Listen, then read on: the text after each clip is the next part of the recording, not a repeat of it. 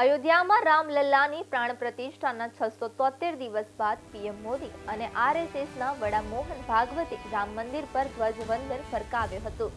સવારે 11:50 અભિજીત મુહૂર્તમાં બટન દબાવીને 161 ફૂટ ઊંચા શિખર પર 2 કિલોગ્રામનો ધર્મધ્વજ લહેરાવ્યો છે. ભાગવતે વૈદિક મંત્રોચ્ચાર સાથે રામ મંદિરના શિખર પર ધર્મધ્વજ ફરકાવ્યો છે.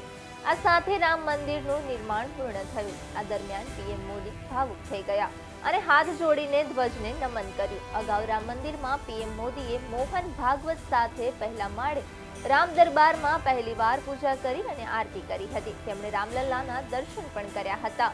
પીએમ રામલલ્લા માટે વસ્ત્ર લઈને પહોંચ્યા હતા. તેમણે રામ ઋષિઓના દર્શન પણ કર્યા હતા. ભગવાન શેષાવતાર લક્ષ્મણની પૂજા કરી અને જળાશયની મુલાકાત લીધી. મોદીએ સાંકેત કોલેજથી રામ જન્મભૂમિ સુધી 1.5 કિલોમીટરની રોડ શો કર્યો હતો.